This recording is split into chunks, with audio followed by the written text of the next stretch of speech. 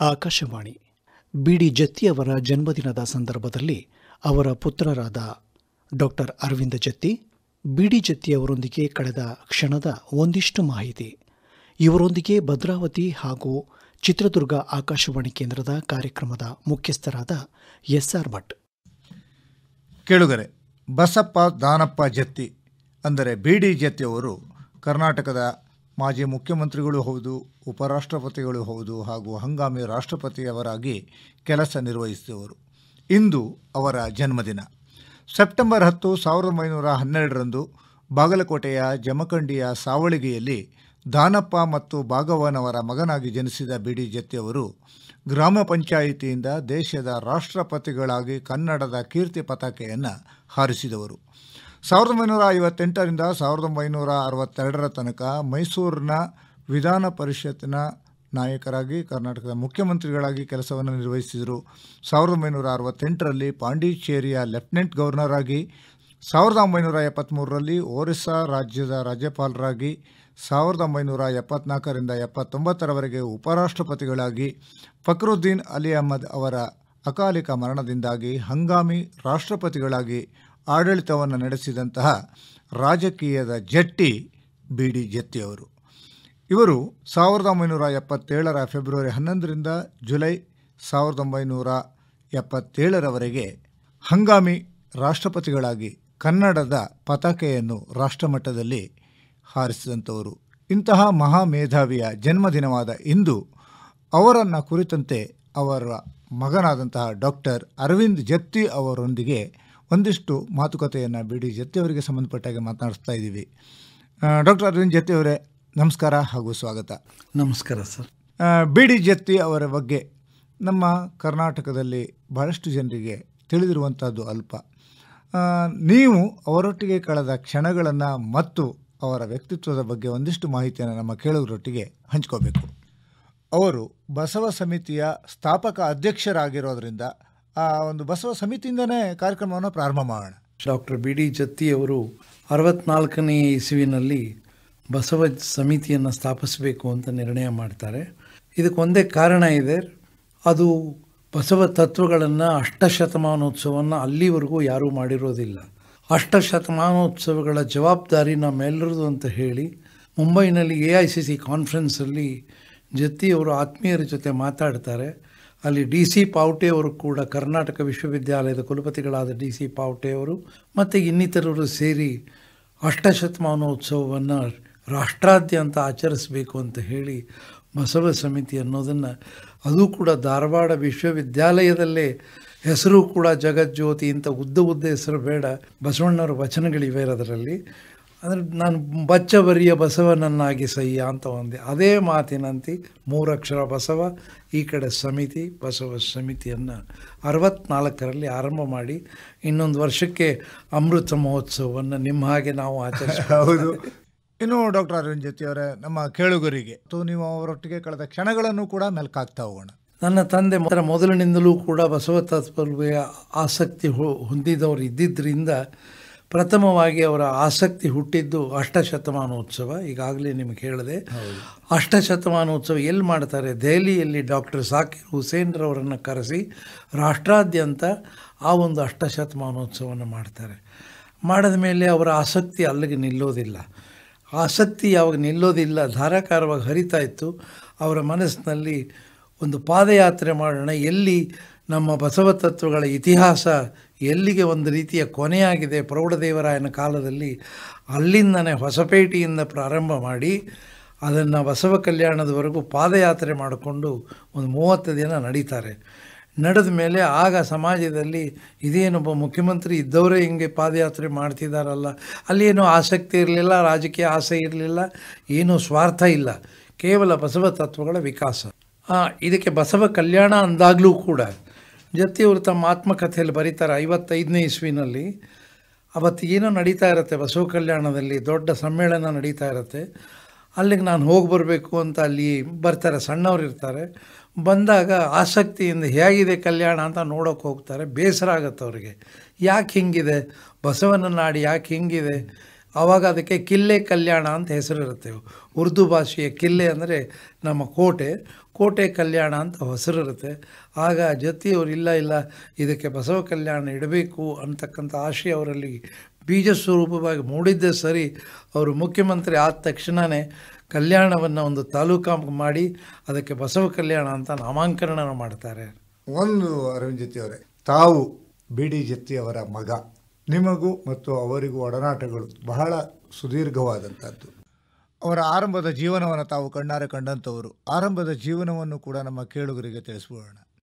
ತಂದೆಯವರು ಬಿಜಾಪುರ ಜಿಲ್ಲೆಯ ಸಾವಳಗಿ ಅನ್ನತಕ್ಕಂಥ ಗ್ರಾಮದಲ್ಲಿ ಜನಿಸಿದ ನಂತರ ಆಗ ಬ್ರಿಟಿಷರ ಆಳ್ವಿಕೆ ನಡೀತಾ ಇರುತ್ತೆ. ಒಮ್ಮೆ ಬ್ರಿಟಿಷರ ಕಡೆಯಿಂದ ಅಲ್ಲಿ ಜಮಖಂಡಿ ಸಂಸ್ಥಾನದ ದೊರೆ ಟ್ಯಾಕ್ಸ್ ಕಲೆಕ್ಟ್ ಮಾಡ್ಕೊಂಬನ್ನಿ ಅಂತ ಹೇಳಿರ್ತಾರೆ. ಜತ್ತಿಯವರು ಆವಾಗ ಊರಲ್ಲಿರ್ತಕ್ಕಂಥ ಒಬ್ಬ ಸಾಮಾನ್ಯ ವ್ಯಕ್ತಿ. ಊರು ಜನ ಎಲ್ಲ ಹೆದರ್ಕೋತಾರೆ. ಅವರ ಕುದುರೆ, ಅವರ ಪಟ್ಟೆವಾಲಗಳನ್ನು ನೋಡಿ ಎಲ್ಲರೂ ಕೂಡ ಹೆದರ್ಕೊಂಡು ಮುಂದೆ ಹೋಗೋದಿಲ್ಲ. ಹೋಗದೇ ಇದ್ದಾಗ ಜತ್ತಿಯವರು ಏಕಾಂಗಿಯಾಗಿ ಹೊರಗೆ ಬಂದು, ನೀನು ರಾಜನಿಗೆ ಹೋಗಿ ಹೇಳು, ನಮಗೆ ಕಟ್ಟೋಕ್ಕಾಗೋದಿಲ್ಲ, ನಮಗೆ ಬರಗಾಲ ಆಗೋಗಿದೆ ಅಂತ. ಅವರು ನೇರವಾಗಿ ಹೋಗಿ ರಾಜನಿಗೆ, ಪಟವರ್ಧನ್ ಅಂತ ರಾಜ ಇರ್ತಾರಲ್ಲಿ, ಅವ್ರಿಗೆ ಹೋಗಿ ಹೇಳ್ತಾರೆ, ಯಾರು ಉದ್ದಟ ಹುಡುಗ ಇವನು, ಕರ್ಕೊಂಬನ್ನಿ ಅವನಂತ. ಇದೆಲ್ಲ ಇದ್ದಿದ್ದೆ ರಾಜಪ್ರಭುತ್ವ. ಸಣ್ಣ ಒಂದು ಇದರಲ್ಲಿ ಪ್ರಾಂತ್ಯದಲ್ಲಿ ಅವ್ರು ಹಂಗೆ ಹೇಳಿದ ತಕ್ಷಣ ಇವ್ರನ್ನ ಕರೀತಾರೆ. ಇವ್ರು ಏನು ಧೈರ್ಯವಾಗಿ ಹೋಗ್ತಾರೆ. ಹೋಗಿ ಯಾಕೆ ಹಿಂಗೆ ಅಂದೆ ನೀನು, ಆಗಲಿಲ್ಲ ಮತ್ತೆ ಎಲ್ಲಿಂದ ಕಟ್ಟಬೇಕು, ನಾವು ಕಳ್ತನ ಮಾಡಬೇಕಾ, ಏನು ಮಾಡಬೇಕು, ಆಗೋದಿಲ್ಲ ನಮ್ಮಿಂದ ಕಟ್ಟೋದಕ್ಕೆ ಅಂತ ಹೇಳಿದಾಗ ಅವರ ಎದೆಗಾರಿಕೆಯನ್ನು ನೋಡಿದ ಅದೇ ಪಟವರ್ಧನ್ ರಾಜ ಅವರನ್ನು ಜಮಖಂಡಿ ಸಂಸ್ಥಾನದ ಮುಖ್ಯಮಂತ್ರಿಯಾಗಿ ಮುಂದಿನ ದಿನಗಳಲ್ಲಿ ನೇಮಿಸ್ತಾರೆ. ನೋಡಿ, ಅದ್ಭುತವಾಗಿ ಜಮಖಂಡಿ ಸಂಸ್ಥಾನದ ಮುಖ್ಯಮಂತ್ರಿಯಾಗಿ ನೇಮಿಸಿದ ಮೇಲೆ ಅಲ್ಲೊಬ್ಬ ಮಂತ್ರಿಯನ್ನು ತಗೊಳ್ಳೋದಿರುತ್ತೆ. ಮಂತ್ರಿಯನ್ನು ಅಲ್ಲಿವರೆಗೂ ಕೂಡ ದಲಿತರನ್ನು ಯಾರೂ ಮಂತ್ರಿಗಳನ್ನು ತಗೊಳ್ಳಲ್ಲ. ಆದರೆ ಇವರು ರಾಜನಿಗೆ ಹೋಗಿ ಹೇಳ್ತಾರೆ, ನೋಡಿ ನಾನೊಬ್ಬರನ್ನ ತಗೋತಾ ಇದ್ದೀನಿ, ಅವರು ನಿಮಗೇನೂ ತೊಂದರೆ ಕೊಡೋದಿಲ್ಲ, ನನಗೆ ಅವರೇ ಬೇಕು ಅಂತ ಹೇಳಿ ಆ ವ್ಯಕ್ತಿಯನ್ನು ಮಂತ್ರಿ ಮಾಡ್ಕೋ, ಏಕೈಕ ಮಂತ್ರಿ, ಒಬ್ಬ ಮಂತ್ರಿ, ಒಬ್ಬ ಮುಖ್ಯಮಂತ್ರಿ. ಈ ರೀತಿಯ ತೀಕ್ಷ್ಣಮತಿಯಿಂದ ಬಸವ ತತ್ವದ ಅಳವಡಿಕೆಯನ್ನು ನಿಜ ಸ್ವರೂಪದಲ್ಲಿ ಮಾಡಿ ತೋರಿಸೋರು ತಮ್ಮ ತಂದೆಯವರು. ಅವರೊಬ್ಬರೇ ಅಂತಲ್ಲ, ಅವರ ಕಲ್ಪನೆಯಲ್ಲಿದ್ದ ಆ ಸಮಾನತೆಯ ತತ್ವ ಏನಿತ್ತು, ಆದರ್ಶವಾಗಿ ಅದನ್ನು ಬಳಸಿದ್ದು ಅವರ ಜೀವನದಲ್ಲಿ ಅದೊಂದು ದೊಡ್ಡ ಆದರ್ಶವಾಗಿ ನಿಲ್ತದೆ. ಡಾಕ್ಟರ್ ಅರವಿಂದ್ ಜತ್ತಿ ಅವರೇ, ನಾವು ಬಹಳಷ್ಟನ್ನು ಓದಿದ್ದೀವಿ, ಆದರೆ ನೀವು ಅವರೊಟ್ಟಿನ ಒಡನಾಟದಲ್ಲಿ ಇರೋದರಿಂದ ನಮ್ಮ ಕೇಳುಗರಿಗೆ ಇನ್ನೊಂದಿಷ್ಟು ಮಾಹಿತಿಯನ್ನು ಹೇಳಲೇಬೇಕು. ಅಲ್ಲಿಂದ ಹೊರಟಂತಹ ಅವರು ಮುಂದೆ ಯಾವ ರೀತಿಯ ಪಯಣದಲ್ಲಿ ಸಾಗಿದ್ರು? ಈಗ ಅಲ್ಲಿಂದ ಹೊರಡ್ತಾರೆ, ಪಾರ್ಲಿಮೆಂಟ್ ಸೆಕ್ರೆಟರಿ ಆಗ್ತಾರೆ ಮುಂಬೈ ಸರ್ಕಾರದಲ್ಲಿ. ಆವಾಗ ಇದಿರೋದಿಲ್ಲ, ಮಹಾರಾಷ್ಟ್ರ ಸರ್ಕಾರ ಇರೋದಿಲ್ಲ. ಅಲ್ಲೋಗಿ ಪಾರ್ಲಿಮೆಂಟ್ ಸೆಕ್ರೆಟರಿ ಆಗಿ ತಮ್ಮ ಕಾರ್ಯದಕ್ಷತೆಯನ್ನು ತೋರಿಸಿದಾಗ ಅವರಿಗೆ ನಮ್ಮ ಮೊರಾರ್ಜಿ ದೇಸಾಯಿ ಮುಖ್ಯಮಂತ್ರಿಗಳಾದಾಗ ಅವರನ್ನು ಪ್ರಥಮವಾಗಿ ಡೆಪ್ಯೂಟಿ ಹೆಲ್ತ್ ಮಿನಿಸ್ಟರ್ ಅಂತ ತಗೋತಾರೆ. ಮುಂಬೈ ಸರ್ಕಾರದ ಮುಖ್ಯಮಂತ್ರಿ ನಮ್ಮ ಮೊರಾರ್ಜಿ ದೇಸಾಯಿ ಇದ್ದಾಗ ಅವರನ್ನು ಅಲ್ಲಿಗೆ ತಗೊಳ್ತಾರೆ. ತಗೊಂಡ ಕ್ಷಣ ಅಲ್ಲಿ ಮತ್ತೆ ಜತ್ತಿಯವರ ಕಾರ್ಯದಕ್ಷತೆಯ ಒಂದು ಪ್ರತಿಬಿಂಬ ಬೀಳುತ್ತೆ. ಅದೇನಾಗ್ತದೆ, ಆಗಿನ ಅಲ್ಲಿ ಮಹಾರಾಷ್ಟ್ರದ ಒಬ್ಬ ವ್ಯಕ್ತಿ ನಮ್ಮ ಮಣಿಪಾಲ್ ಈಗೇನು ಎಜುಕೇಷನ್ ಫೌಂಡೇಶನ್ ಇದೆಯಲ್ಲ ಅದನ್ನು ರಿಜೆಕ್ಟ್ ಮಾಡಿಬಿಟ್ಟಿರ್ತಾರೆ. ಇವರಿಗೆ ಕನ್ನಡದ ಒಂದು ಒಳಗಿನ ಹುಚ್ಚು, ಕನ್ನಡದ ಹುಚ್ಚು ಎಷ್ಟಿತ್ತು ಅಂದರೆ ಸೀದಾ ಅವ್ರ ಮಂತ್ರಿ ಬರೆದಿದ್ದನ್ನು ಡೆಪ್ಯೂಟಿ ಮಿನಿಸ್ಟರ್ ಆಗಿ ತದ್ವಿರುದ್ಧವಾಗಿ ಕಾಮೆಂಟ್ ಹಾಕಿ ಮುಖ್ಯಮಂತ್ರಿ ಕಳಿಸ್ಬಿಡ್ತಾರೆ. ಅವರು ಇವನು ಯಾವ ಬಂದಪ್ಪ, ಇವನು ಸಣ್ಣ ಉಪಮಂತ್ರಿ ಇವನು ಅಂಥೇಳಿ ಕರೆಸಿ, ಜೊತೆ ಈಗ ಮಾಡೋದಲ್ಲ, ಇದು ಬರೆಯೋದಕ್ಕೂ ಕೂಡ ಸೂಕ್ಷ್ಮತೆಗಳಿರ್ತವೆ, ಯಾಕೆ ಮಾಡಿಕೊಡೋದು, ಅದನ್ನು ಅವ್ರು ಹಠ ಹಿಡಿದು ಬಿಡೋದೇ ಇಲ್ಲ. ಇವತ್ತು ಮಣಿಪಾಲ್ ಅನ್ನೋದು ನಮ್ಮ ರಾಜ್ಯದಲ್ಲಿ ಬೆಳಿಬೇಕಾದ್ರೆ ಸಣ್ಣದಿದ್ದರೂ ಕೂಡ ಕನ್ನಡತನವನ್ನು ಉಳಿಸ್ಕೊಂಡು, ಭಾಷಾ ಪ್ರೇಮ, ಅಯ್ಯೋ ಭಾಷಾ ಪ್ರೇಮ ಬಿಟ್ಬಿಡಿ.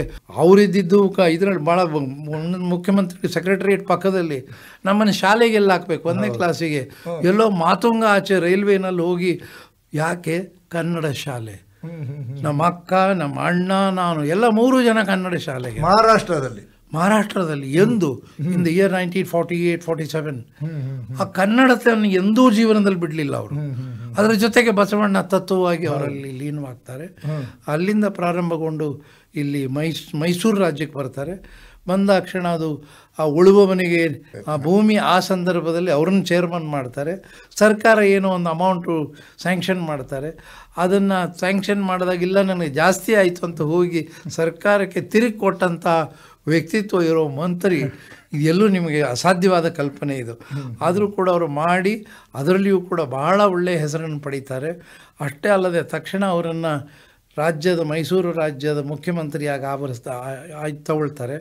ಅಲ್ಲಿಂದ ಅವರು ಮತ್ತೆ ತಮ್ಮ ಪ್ರಯಾಣ ಕನ್ನಡ ಮತ್ತು ಬಸವಣ್ಣ ಜೊತೆಗೆ ಆಡಳಿತಾತ್ಮಕವಾಗಿ ಬಸವ ತತ್ವಗಳು ಇದ್ದಿದ್ದರಿಂದ ಅವರ ನೈತಿಕ ಮಟ್ಟವನ್ನು ಭಾಳ ಎತ್ತರದಲ್ಲಿ ತಗೊಂಡು ಹೋಗ್ತಾರೆ. ಅಷ್ಟೇ ಅಲ್ಲದೆ ಇಲ್ಲಿಗೆ ಬರ್ತಾರೆ. ಇಲ್ಲಿಗೆ ಬಂದು ಆಗ ನಮ್ಮ ಸರ್ ಎಂ ವಿಶ್ವೇಶ್ವರಯ್ಯನವರು ಅತಿ ಆತ್ಮೀಯರು. ಆಗ ನನಗೆ ಸಣ್ಣವನಿದ್ದೆ, ನೆನಪು ಆಗ್ತಾ ಇದ್ದಿದ್ದು ವಿಶ್ವೇಶ್ವರಯ್ಯನವರು ಮನೆಗೆ ಬರೋರು. ಬಂದಾಗ ಇವರಿಬ್ಬರು ಕೂತ್ಕೊಂಡು ಪಕ್ಕದಲ್ಲಿ ಮಾತಾಡ್ತಾ ಭದ್ರಾವತಿ ಬಗ್ಗೆ ಚರ್ಚೆ ಬರೋದು. ತಮ್ಮ ಆಕಾಶವಾಣಿ ಬರುವುದು ನನಗೆ ಕೇಳಿದ್ದಿದೆ. ಆಗ ಭಾಳ ಆಕಾಶವಾಣಿ ನಮ್ಮ ಅವಾಗ ಒಂದು ರೀತಿಯಲ್ಲಿ ಏಕೈಕ ಮಾಧ್ಯಮ ಕೂಡ ಅದೇನೆ. ಅದು ಆಕಾಶವಾಣಿ ಭದ್ರಾವತಿ ಬಗ್ಗೆ ಚರ್ಚೆ ಇರ್ತಿತ್ತು. ಭದ್ರಾವತಿಯ ಇಂಡಸ್ಟ್ರಿ ಒಟ್ಟಿಗೆ ಆಕಾಶವಾಣಿಯು ಕೂಡ ಸಮ್ಮಿಳಿತವಾಗಿತ್ತು. ಖಂಡಿತ. ಅದು ಇಲ್ಲಿರ್ತಕ್ಕಂಥ ಮೈಸೂರು ಪೇಪರ್ ಮಿಲ್ಸ್ ಆಗಲಿ, ಮೈಸೂರು ಸ್ಟೀಲ್ ಇಂಡಸ್ಟ್ರೀಸ್ ಆಗಲಿ, ಆಗ ತಂದೆಯವರು ಇಂಡಸ್ಟ್ರೀಸ್ ಮಿನಿಸ್ಟರ್ ಆಗಿ ಸರ್ ಎಂ ವಿಶ್ವೇಶ್ವರಯ್ಯನವ್ರಿಗೆ ಏನು ಹೇಳ್ತಾರೆ, ಕಾರಣ ಅವರು ಇಂಡಸ್ಟ್ರಿಯಲೈ ಅವ್ರ ಪೆರಿಶ್ ಅನ್ನೋದು ಅವ್ರ ತತ್ವ. ತಮಗೆ ಗೊತ್ತಿದೆ ಸರ್ ಎಂ ವಿಶ್ವೇಶ್ವರಯ್ಯನವರ ತತ್ವ ಇಂಡಸ್ಟ್ರಿಯಲ್ ಆಯಿತು. ಅವ್ರು ಇಂಜಿನಿಯರ್ ಆಗಿ ಹೇಳ್ತಾರೆ. ಜೊತೆ ಅವ್ರದ್ದು ಕಾಯಕವೇ ಕೈಲಾಸ, ಒಂದಕ್ಕೊಂದು ಎಷ್ಟು ಚೆನ್ನಾಗಿ ಕೂಡ್ಕೊಳ್ಳುತ್ತೆ ಅಂತೀರಿ. ಆವಾಗಾದ ಇಂಡಸ್ಟ್ರೀಸ್ ಬಹುಶಃ ಈಗ ನೀವು ಶರಾವತಿ ರಿಸೀವಿಂಗ್ ಸ್ಟೇಷನಲ್ಲಿ 6 ಡಿಮ್ಯಾಗ್ ಆ ಜನ್ರೇಟರ್ಸನ್ನು ತರಬೇಕಾದ್ರೆ ವಿಶ್ವೇಶ್ವರಯ್ಯನವರು ಜತ್ತಿಯವರ ಆಸಕ್ತಿನೇ ಅದಕ್ಕೆ ಕಾರಣ. ಹಾಗಾದರೆ ನಮ್ಮ ಭದ್ರಾವತಿಗೂ ಬಿ ಡಿ ಜತ್ತಿಯವರಿಗೂ ಅವಿನಾಭಾವ ಸಂಬಂಧ ಇದೆ. ಅವರಿಗೆ ಕನ್ನಡ ನಾಡು, ಇಲ್ಲಿ ಬೆಳವಣಿಗೆ ಇದೆಲ್ಲ ಬೆಳೀಲಿ ಅನ್ನೋದು ಒಂದೇ ಆಸೆ. ಅಲ್ಲೋದ್ರೆ ಅವರು ಅದು ಯಾವುದು ಈ ಕ್ಷೇತ್ರಕ್ಕೆ ಅವರು ಸೀಮಿತ ಆಗೊಳ್ಳಲೇ ಇಲ್ಲ. ನನ್ನ ರಾಜ್ಯ ಬೆಳಿಬೇಕು, ಏನಾದರೂ ಆಗಲಿ ಕನ್ನಡ ಬೆಳಿಬೇಕು, ಅದರ ಜೊತೆ ನಮ್ಮ ಸಂಸ್ಕೃತಿ ಬೆಳಿಬೇಕು. ಇದನ್ನು ಆಧಾರವಾಗಿ ಇಟ್ಕೊಂಡು ಬರ್ತಾರೆ. ಮುಂದೆ ಅವರು ನಮ್ಮ ಆರ್ಥಿಕ ಮಂತ್ರಿಗಳಾಗ್ತಾರೆ, ಆಹಾರ ಮಂತ್ರಿಗಳಾಗ್ತಾರೆ. ಇಲ್ಲಿಂದ ಒಂದಿನ ಅವ್ರನ್ನ ಲಾಲ್ ಬಹದ್ದೂರ್ ಶಾಸ್ತ್ರಿ ಅವರು, ಅವತ್ತು ನಾನು ಫೋನಲ್ಲಿ ಮಾತಾಡಿದ್ದು ನೆನಪಿದೆ. ನೀವು ಅದೃಷ್ಟವಂತರು ಅರವಿಂದ್ ಜತ್ತಿ ಅವರು, ಇವನ್ನೆಲ್ಲವನ್ನ ಕಣ್ಣಾರೆ ಕಂಡಂಥವ್ರು. ಅಲ್ಲ, ಹತ್ತಿರದಿಂದ ನೋಡೋ ಒಂದು ಸಾಧ್ಯತೆ ಸಿಕ್ಕಾಗ ಲಾಲ್ ಬಹದ್ದೂರ್ ಶಾಸ್ತ್ರಿ ಅವ್ರದ್ದು ಫೋನ್ ಮನೆಯಲ್ಲಿ ರಿಂಗ್ ಆಗ್ತಾಯಿತ್ತು. ನನಗೆ ಗೊತ್ತಿಲ್ಲ ಶಾಸ್ತ್ರಿ ಬಾತ್ ಕರ್ ರಹಾ ಹೂಂ, ಜತ್ತಿ ಹೈ ಅಂತ ಹಿಂದಿ ಕೇಳಿದೆ. ನನಗೆ ಹಿಂದಿನೂ ಅಷ್ಟೇ. ನಾನು ನಪ್ಪನಿಗೆ ಒದರ್ಬಿಟ್ಟೆ. ಅವಳು ಇಲ್ಲ, ಯಾರೋ ಶಾಸ್ತ್ರಿ ಫೋನ್ ಮಾಡಿದ್ದಾರೆ ಬಾಬಾ ಅಂದೆ. ಏಯ್ ತಲೆಗೆ ಬಂದು ಹೊಡೆದ್ರು ಅವ್ರು ಲಾಲ್ ಬಹದ್ದೂರ್ ಶಾಸ್ತ್ರಿ ಕಣವ್, ನೀನು ಹಿಂಗೆ ಮಾತಾಡಬಾರ್ದು ಅಂತ ಹೇಳಿ. ಅಂಥ ಸಂದರ್ಭಗಳನ್ನು ನೋಡಿದ್ದೇನೆ. ಅಲ್ಲಿಂದ ಪಾಂಡಿಚೇರಿಯ ರಾಜ್ಯಪಾಲರಾಗಿ ಹೋಗ್ತಾರೆ. ಅದಂತೂ ಆಧ್ಯಾತ್ಮಿಕ ಪ್ರಪಂಚ. ಇವರು ಅದರಲ್ಲೇ ಸುಳಿವಿದ್ದರಿಂದ ಆಗ ಅಲ್ಲಿ ಬೆಳೀತಾರೆ. ಒರಿಸ್ಸಾ ರಾಜ್ಯಕ್ಕೆ ಹೋಗ್ತಾರೆ, ಅಲ್ಲಿ ಬೆಳೀತಾರೆ, ಉಪರಾಷ್ಟ್ರಪತಿಗಳಾಗ್ತಾರೆ. ಆದರೆ ಕೊನೆಗೆ 2 ಬಾರಿ ರಾಷ್ಟ್ರಪತಿಗಳಾಗಿ ಏಕೈಕ ಕನ್ನಡಿಗನಾಗಿ ಅಲ್ಲಿ ಕೂತ್ಕೊಳ್ತಾರೆ. ಆದರೆ ಎಂದೂ ಕೂಡ ತನ್ನ ಹಣೆಯ ಮೇಲಿನ ವಿಭೂತಿಯನ್ನು ಪುಣ್ಯಾತ್ಮ ಬಿಡಲಿಲ್ಲ. ಅವತ್ತು ರಾಷ್ಟ್ರಪತಿ ಆದ ದಿನ ಅವರಿಗೆ ಪರದೇಶದ ಒಬ್ಬ ಪತ್ರಕರ್ತ ಕೇಳ್ತಾನೆ, ಇದೇನೋ ಒಂದು ವಿಭೂತಿ ಹೆಚ್ಕೊಂಡ್ಬಿಟ್ಟು ಕರ್ನಾಟಕದ ಒಂದು ಸಮುದಾಯದ ಸಂಕೇತ ಇಟ್ಕೊಂಡು. ಆವಾಗ ಒಂದೇ ಮಾತು ಹೇಳ್ತಾರೆ, ನಿನಗೆ ಇದರ ಅರಿವಿಲ್ಲ, ನಾನು ಹಚ್ಕೊಳ್ಳೋದು ಈ ಬಸಪ್ಪ ದಾನಪ್ಪ ಜತ್ತಿಯ ಹಣೆಗಲ್ಲ, ಒಂದೇ ಮಾತು. ಎರಡನೇದ್ದು, ನಾನು ರಾಷ್ಟ್ರಪತಿಯ ಸ್ಥಾನವನ್ನು ಗೌರವಿಸಿದ್ದೇನೆ ಅಂತ ಕುರ್ಚಿಗೆ ನಾನು ಹಚ್ಚುತ್ತಾ ಇಲ್ಲ, ನಾನು ಒಳಗಿರ್ತಕ್ಕಂಥ ಶಿವನಿಗೆ ಹಚ್ಚುತ್ತಾ ಇದ್ದೇನೆ. ಅದು ಒಂದು ಹೊತ್ತಿಗೆ ಈ ರಾಷ್ಟ್ರಕ್ಕೆ ತೊಂದರೆ ಬರೋದಿದ್ರೆ ನಾನು ಇದನ್ನು ಬಿಡೋಕ್ಕಾಗಲ್ಲ, ಅದನ್ನು ಬಿಡ್ತೀನಿ. ಈ ರೀತಿಯ ಗಟ್ಟಿ ನಿಲುವು ಯಾರಿಗೆ ಬರುತ್ತಣ್ಣ? ಇಂಥವ್ರ ಮಗ ಅನ್ನೋದೇ ನನಗೊಂದು ದೊಡ್ಡ. ಇನ್ನೊಂದು, ಅವರು ರಾಷ್ಟ್ರಪತಿಯಾದ ಇನ್ನೊಂದು ದೊಡ್ಡ ಕೆಲಸ ಮಾಡಿದ್ದಾರೆ. ರಾಷ್ಟ್ರದ ಏನು ಕರಾಳ ದಿನಗಳಾದ ಎಮರ್ಜೆನ್ಸಿ ಇತ್ತು, ಅದನ್ನು ತೆಗೆದವರು ಜತ್ತಿಯವರೇ, ಒಬ್ಬ ಕನ್ನಡಿಗನಾಗಿ. ಇದನ್ನು ಎಲ್ಲೂ ನಮ್ಮ ಕರ್ನಾಟಕದಲ್ಲಿ ಅದರಿಗೆ ಎಚ್ಚರ ಇಲ್ಲ. ಇಡೀ ದೇಶ ಎಂಥ ಸ್ಥಿತಿಯಲ್ಲಿತ್ತು, ಅದನ್ನು ರಿಮೂವ್ ಮಾಡಿದಂತಹ ಒಂದು ಕಾಯಕವನ್ನು ಇಲ್ಲಿಯೂ ಮತ್ತೆ ಪುನಃ ಬಸವ ತತ್ವ ಬರುತ್ತೆ. 100%. ಆ ಕ್ಷಣನೂ ನನ್ನ ಜೊತೆ ಹಂಚ್ಕೊಂಡಿದ್ದಾರೆ. ಎಲೆಕ್ಷನ್ನು ಸೋಲ್ತಾ ಬರ್ತಾರೆ ಇಂದಿರಾ ಗಾಂಧಿಯವರು. ಅವರು ರಾಷ್ಟ್ರಪತಿ ಭವನಲ್ಲಿ ಆರಾಮಾಗಿ ಕೂತಿರ್ತಾರೆ. ಅವರು ಯಾವುದನ್ನು ಹಚ್ಕೋತಿರ್ಲಿಲ್ಲ ಮನಸ್ಸಿಗೆ. ಇಂದಿರಾ ಗಾಂಧಿ ರಾತ್ರಿ 2:30 ಮನೆಗೆ ಓಡ್ಕೊಂಡು ಬರ್ತಾರೆ, ಜತ್ತಿ ಜೀವಿ ಲಾಸ್ಟ್ ಅಂತ ಹೇಳಿ. ಇದನ್ನು ನೀವು ರೆಕಾರ್ಡ್ ಮಾಡ್ಕೊಳ್ತಿರೋ ನನಗೆ ಗೊತ್ತಿಲ್ಲ. ರಂಜಿತ್ ಅವರು ರೆಕಾರ್ಡ್ ಮಾಡಿಕೊಂಡು ದಾಖಲಾಗದೇ ಇರುವುದನ್ನು ದಾಖಲು ಮಾಡುವಂಥ ಪ್ರಯತ್ನವನ್ನಾದರೂ ಈ ಕಾರ್ಯಕ್ರಮದ ಮುಖಾಂತರ ಮಾಡೋಣ. ನಾವು ಹೇಳಿ, ಜತ್ತಿ ಜೀವಿ ಹ್ಯಾವ್ ಲಾಸ್ಟ್ ಅಂತ ಬಂದು ಅವಳು ಕಾರ್ಪೆಟಲ್ಲಿ ಕೂತ್ಕೊಂಡ್ಬಿಡುತ್ತೆ. ಅಷ್ಟು ಡಿಸ್ಟರ್ಬ್ ಆಗಿರ್ತಾರೆ. ಆವಾಗ ಒಂದೇ ಹೇಳಿ ಸಮಾಧಾನವಾಗಿರು ಅಂತ ಹೇಳಿ ಏನೋ ಹೇಳ್ತಾರೆ. ಮಗಳ ಥರ ಇದ್ದರವರು. ಅವ್ರೇನು ಮಾಡ್ತಾರೆ, ಫಸ್ಟ್ ರೆಸಿಗ್ನೇಷನ್ ಲೆಟರ್ನ ಜತ್ತಿಯವರು ಕೊಡ್ತಾರೆ. ಇದನ್ನು ನಾನು ತಗೊಳ್ಳೋದಿಲ್ಲ ಅಂತಾರೆ ಜತ್ತಿಯವರು. ಯಾಕೆ ಕ್यों ಜತ್ತಿ ಜಿ ಅಂತ, नहीं ठीक नहीं है, ये बाद में देखूँगा, पहले ಎಮರ್ಜೆನ್ಸಿ ಹಟಾओ.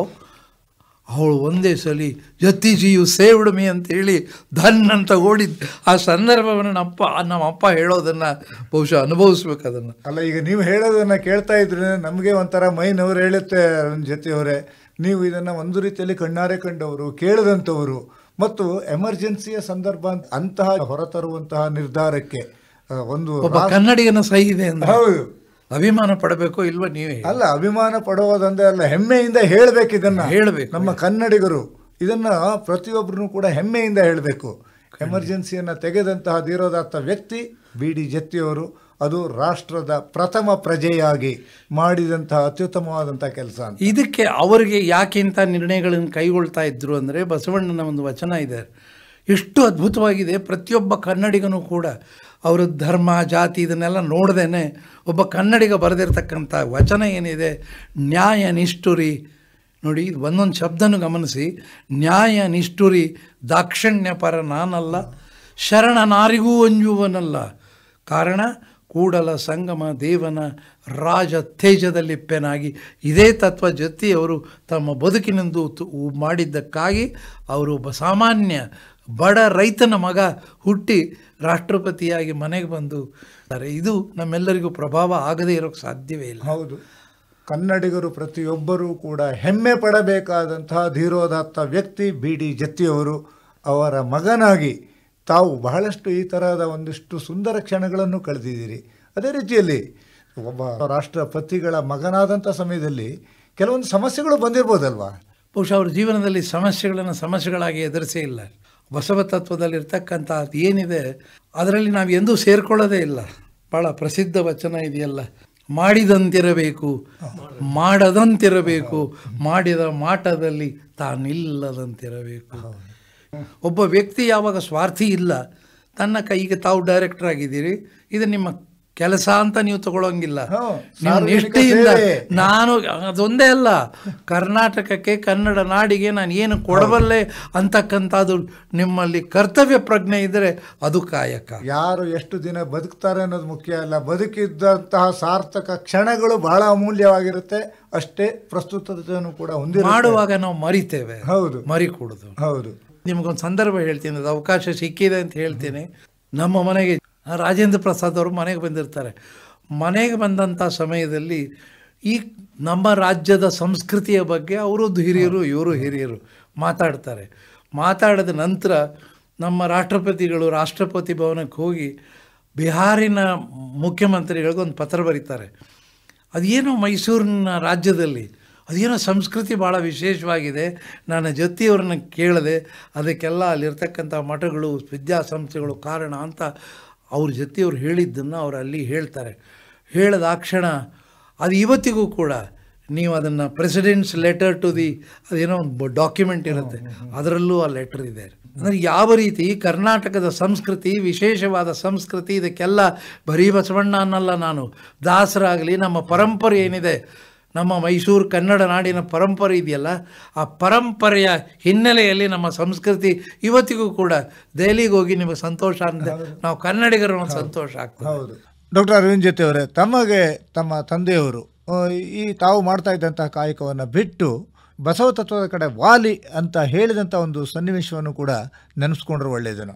ನಾನೊಬ್ಬ ಇಂಜಿನಿಯರ್ ಆಗಿ ಕಾಲೇಜಿನಲ್ಲಿಯೂ ಕೂಡ ಪ್ರಥಮ ರ್ಯಾಂಕ್ ಪಡೆದು ವ್ಯವಹಾರಕ್ಕೆ ಇಳಿದೆ. Selling the motorcycles world record ಜಪಾನಲ್ಲಿ ನನಗೆ ಸನ್ಮಾನ ಆಯಿತು. ಅದಾದಮೇಲೆ ನನ್ನ ತಂದೆಯ ವಯಸ್ಸು ಭಾಳ ಕ್ಷೀಣವಾಗ್ತಾ ಬಂದಿತ್ತು.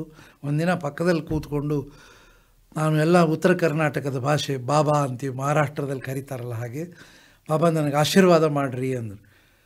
ನಿಮಗೆ ನಂಬಿಕೆ ಇರಲಿಕ್ಕಿಲ್ಲ, 100 ಕೋಟಿ ಹತ್ತತ್ರ ವ್ಯಾಪಾರ ಇದ್ದ ಜತ್ತಿ. ಆವಾಗ ಜತ್ತಿಯವ್ರು ಏನು ಹೇಳಿದ್ರು, ಚೆನ್ನಾಗಿ ಮಾಡ್ತಾ ಇದೆಯಲ್ಲ, ಏನು ಆಶೀರ್ವಾದ ಬೇಕು? ಇಲ್ಲ, ನಿಮ್ಮ ಆಶೀರ್ವಾದ ಬೇಕು ಅಂದು.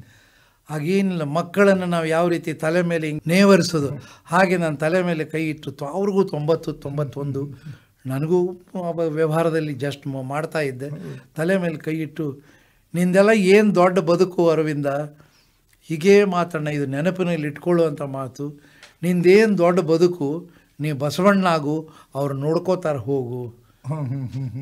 ಯಾರು ಒಬ್ಬ ರಾಷ್ಟ್ರಪತಿ ಅಂತ ರಾಜಕಾರಣದಲ್ಲಿ ಇದ್ದಂಥ ವ್ಯಕ್ತಿ ಮಗನಿಗೆ ರಾಜಕಾರಣ ಮಾಡಲು ಅನ್ನಲಿಲ್ಲ, ವ್ಯವಹಾರದಲ್ಲಿ ಮುಂದುವರಿ ಅನ್ನಲಿಲ್ಲ.